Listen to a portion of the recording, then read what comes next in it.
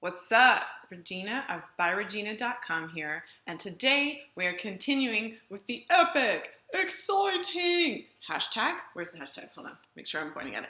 Hashtag Go Independent series, okay? Traveling around the United States, I'm talking to amazing people who have started working for themselves full time. They made the transition, the leap, the launch, the whatever you want to call it, the jump onto working for themselves full time. And today I am so ridiculously happy to introduce you to, if you don't already know her, Alisha Byrd of the AlishaNicole.com. I feel like I should make a song out of it. The AlishaNicole.com is her website in song.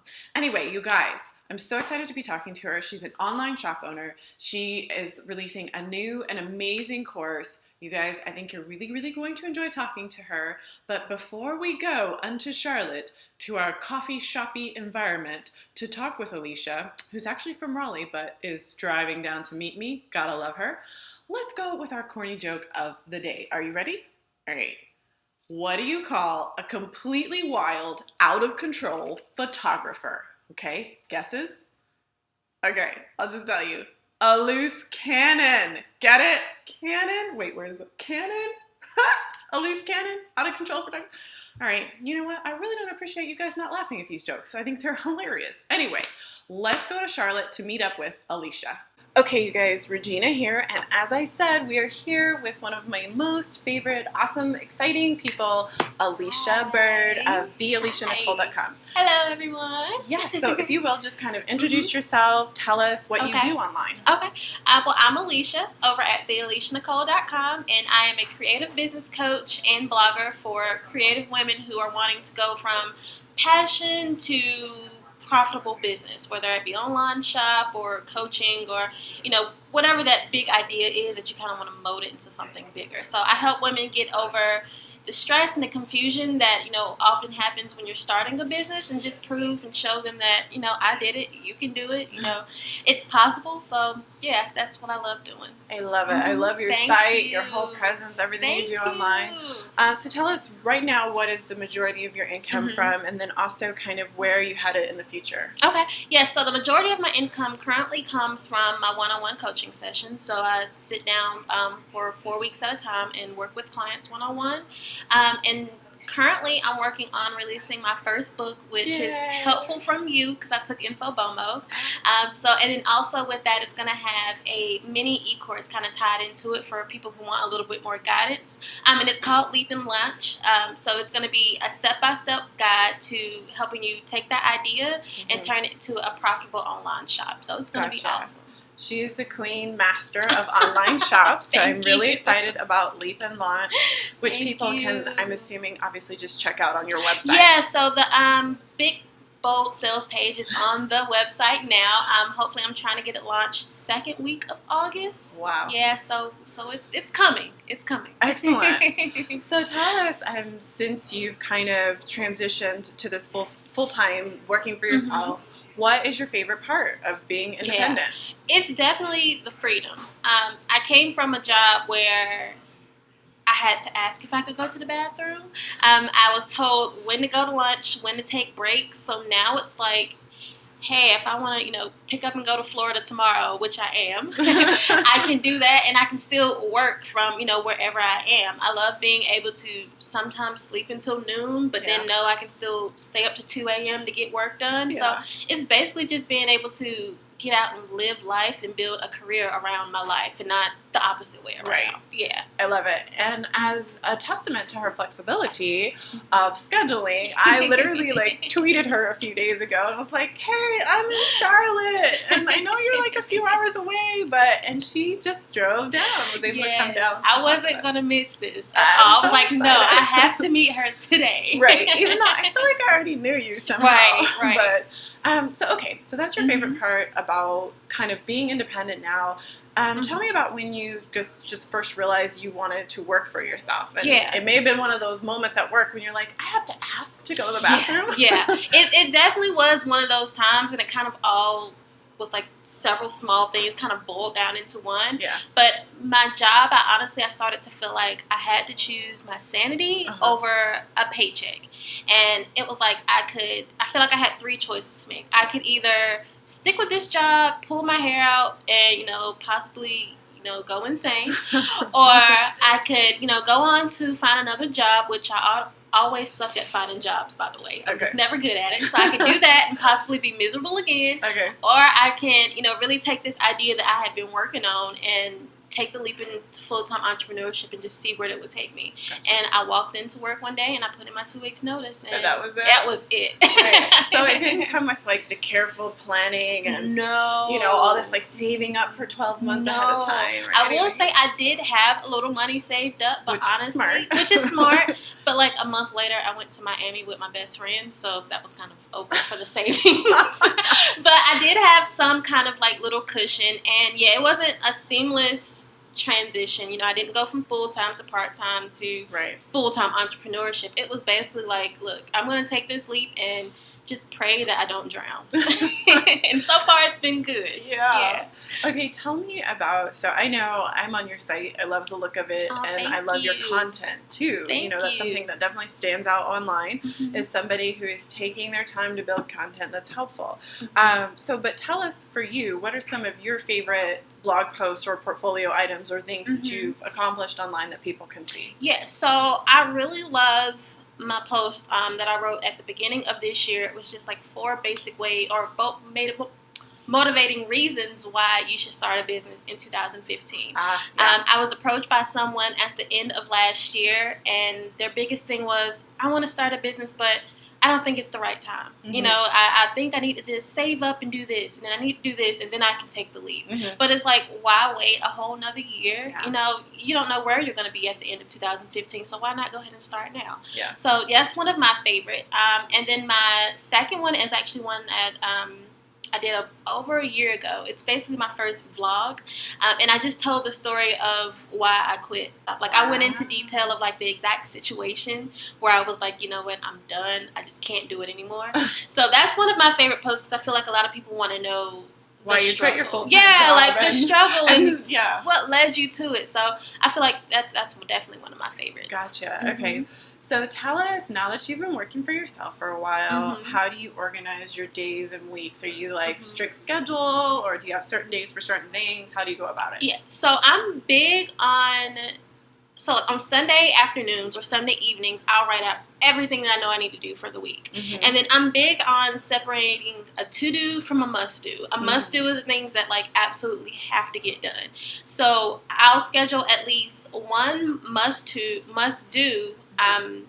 each day, because they're normally bigger tasks, take a little bit longer, and I always schedule those at the beginning of the week, because I feel like that's when I'm like fresh, like ready to go, and you know, by Thursday, Friday, I'm like, okay, I'm taking a nap. So I schedule those, and then once I'm kind of tackled like my must-dos, that's when my to-dos kind of trickle in. So those smaller, you know, emails or scheduling social media posts and things like that. So that's kind of how I keep it all together. That is really smart. Thank you. I might actually steal that system. Must-dos and to-dos.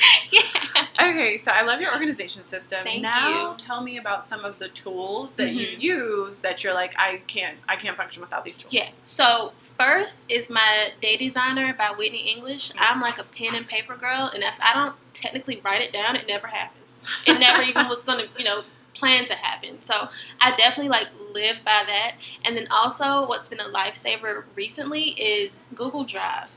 Like, I can keep all my client work in there, blog posts, outlines, guest posts, and then I can access it anywhere where I have internet. So it's like I don't have to technically carry around 1,000 notebooks if I don't want to, which sometimes I still do, but still, if I don't have to or if I don't want to, I can access it all just from like an app on my phone, which is awesome. Yeah, I do love that. Yeah. So let me ask this. Your switch, your transition to working for yourself full time wasn't exactly planned out to a T. Yeah. What would you have done differently if you could go back now and take a different approach? Would you have made the same decision? I think that part I'm kind of torn in, because sometimes I feel like going from full-time to part-time, I probably would have gotten like my mindset better. But I also feel like me just taking the straight leap like I've learned so much from the experience. Yeah. So I think going from full-time to part-time, I would have been able to kind of ease myself into that mindset of not thinking of it as a hobby anymore, but thinking of it more as a business. But like I said, just taking a leap, I've learned so much from just like flat out falling on my face and like having to pick myself up again. Yes. So it's sometimes that little tough love, kind of thing. It definitely helps. So, yeah. So now that you've been doing this full time for a while, what are some of your favorite tools that you found to actually just promote your business? Yeah. Like, I'm assuming it's going to be social media, but which ones are most effective for you? Well, outside of my blog, of course, I would definitely say Pinterest, Twitter, and Instagram. Okay. I think most creatives kind of gravitate towards those platforms because we're more of like visual learners. We want to see things, and be inspired by pictures. So definitely those three. And the current one that brings in like the most traffic to my website is Pinterest. And I still don't have no clue how that happens each month, but it's like, okay. But yeah, Pinterest is definitely like one of my main like refers as far as traffic goes. Gotcha. One of the things that I've kind of liked watching your business over the last few months is that you've actually kind of changed around the aesthetics a little bit. Yeah. And started to do some things differently. What made you decide to do that? Yeah, I feel like branding is kind of like as you're growing as a person.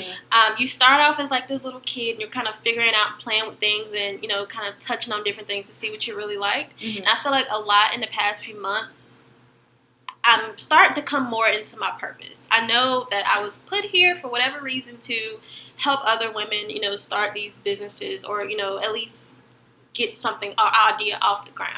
So I really feel like just me growing and learning and kind of feeling like what I was really sent here to do has really helped shape my brand along the way. Yeah. So it's not more of just about me like it started out in the beginning. It's more about, okay, this is my story, what can I share, but how can I twist it to make it helpful to someone else? Gotcha. Yeah. Gotcha. And that is what I love about your posts, again, because online, not everyone focuses on being actionable and like transitioning the story to like focus it on helping other people. Yeah. And so that's what I think if you haven't already checked out her blog, that's one thing you'll really enjoy about her stories and her posts and all of her content. I'm assuming the book and the course too. Yes, it's definitely filled with like my fails. I'm really like transparent when it comes to sharing, how I just totally sucked at something. So you'll definitely learn how I suck, but make sure I give you at least 5 tips on how not to make the same mistakes. That's awesome. So tell me, I think a lot of times it's hard to kind of just step back and realize like how meaningful it is that you were able to make this transition, because a lot of people who are watching this series especially are trying to make that leap, and a lot of times there are so many different motivations for working for yourself. But I think the 2 things to remember, at least for me, are that it is not easy. I'm going to ask you a question about that in a second. But also, you have to kind of get back to why you did it, the purpose behind it. And so I guess how meaningful is it to you that you've been able to make this transition in general? And then if there's someone else out there who's trying to make that transition, what kind of tips would you have for them? Well, for me, it's basically just being able to make a living doing something that I'm passionate about. Like I said before, like all of the jobs that I've had, I always felt forced.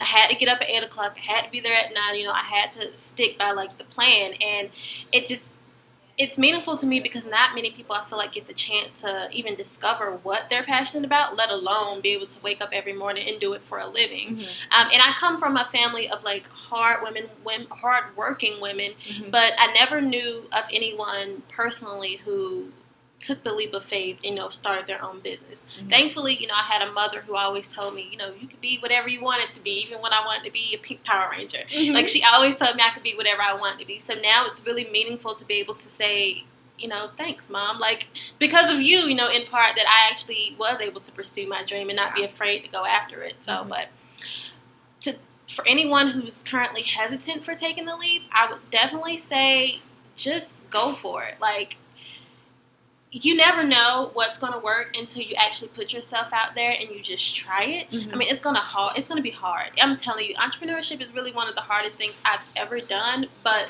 the reward is so major and it's so worth it. It's like, oh, okay, yes, scrape my knees, but hey, I'm on top now and it feels amazing. So you never know where it's going to lead you or where that one simple idea is going to take you to. So it's all about just going for it, like getting past fear and realizing that fear is just an emotion. It can't hurt you, but it will stop you from doing something that can potentially be super major. Gotcha. Yeah, So, if there is somebody who's just like, all right, fine, all right, take the leap, start a business, what is the most important, actionable place you think somebody can start as far as laying a solid foundation for their business?